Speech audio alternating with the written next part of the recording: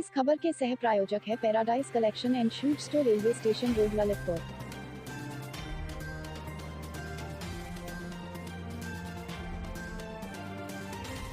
इस खबर की सह प्रायोजक Sanskar Valley Academy School, Mahroni Road, Masaura Kala, Lalitpur.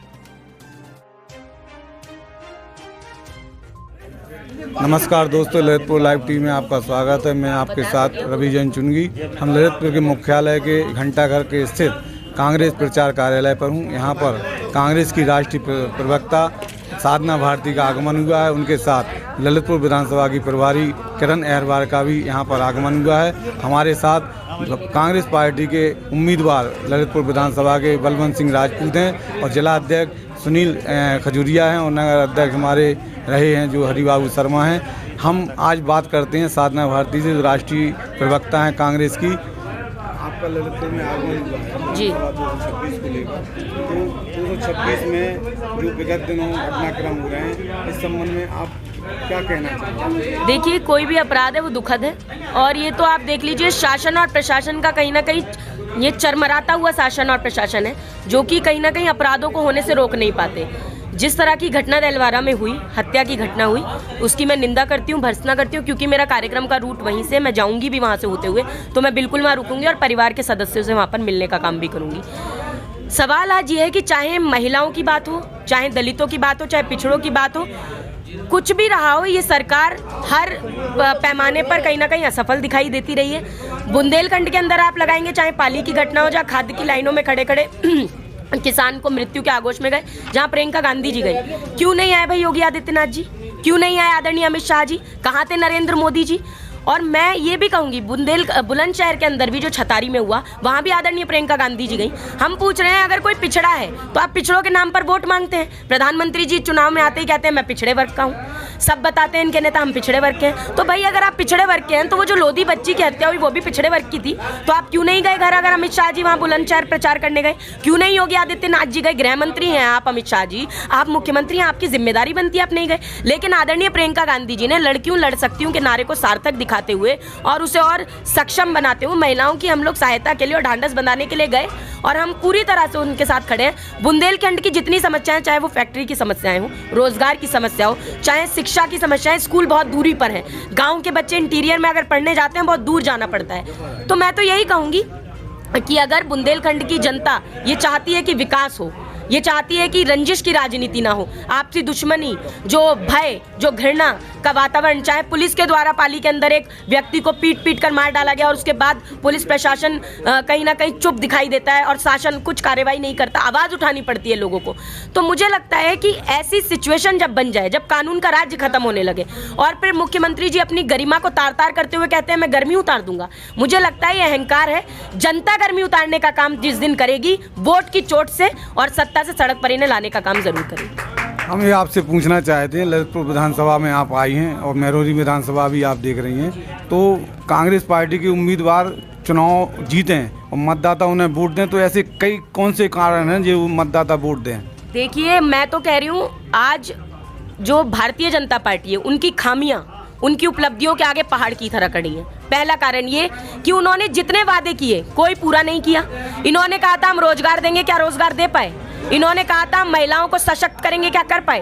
Beti Bachao और बेटी पढ़ाओ का नारा किस तरह से खोखला साबित हुआ सब जानते हैं। निर्भया फंड नकारा फंड बन गया। हम ये कह रहे हैं, हम जब आएंगे तो महिलाओं को सशक्त करेंगे, हम किसानों का पूरा कर्जा माफ करेंगे, बिजली बिल हाफ करेंगे, कोरोना का बकाया माफ करेंगे, साथ ही साथ रोजगार जो पद खाली हैं, सरकारी नौकरियां, उन्हें भरने का काम करेंगे, भर्तियां करेंगे। जो बच्चे पढ़कर जो नौकरियां पाना चाहते हैं, जो भर्तियां निकलती हैं। कांग्रेस पार्टी ने इस बार जो विधानसभा चुनाव उत्तर प्रदेश में लड़ा रही हैं सब सीटों पर, तो ये विधानसभा की तैयारी है कि आगामी लोकसभा की?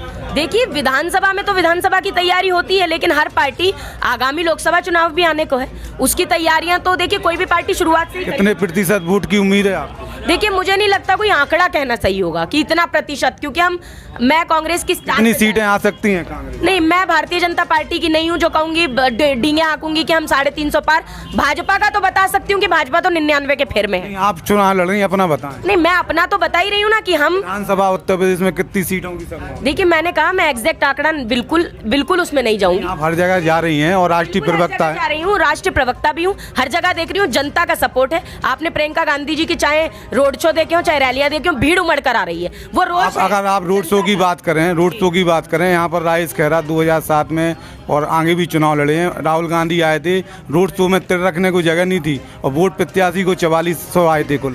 तो फिर 2004 में तो ओपिनियन पोल ये बता रहे थे कि फील गुड हो रहा है, इंडिया साइनिंग हो रहा है। मैं तो स्टार प्रचारक थी तब 10 भीड़ की बात कर रही हूँ। नहीं, मैं आपको सबकी बात कर रही हूँ, तो ये जो भीड़ है वो भी सर्वे है, वो भी आप इन्हें देख के आकलन नहीं कर सकते। लेकिन जो भीड़ जा रही है आज, वो भीड़ ये बता रही है। आप सुन रहे हैं यूपी में क्या चल रहा है। एक सांसद है रवि किशन जी, क्या गाना गाया, यूपी के बाबा राज में सब बा।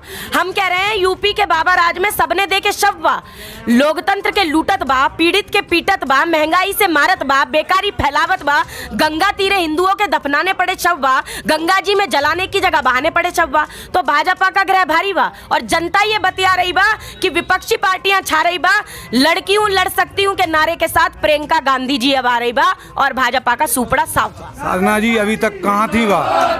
साधना जी अभी तक आप कहाँ थी बा?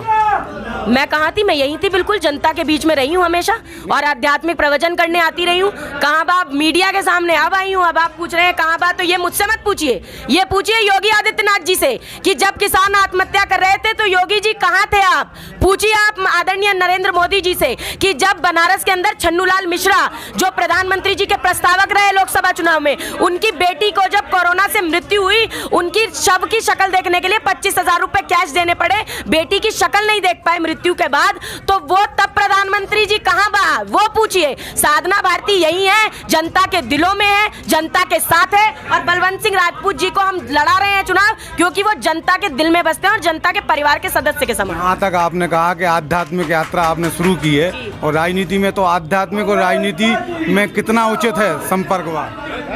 देखिए, मैं भारतीय जनता पार्टी की तरह अध्यात्म नहीं करती, मैं भारतीय जनता पार्टी की तरह अध्यात्म को नहीं जोड़ती।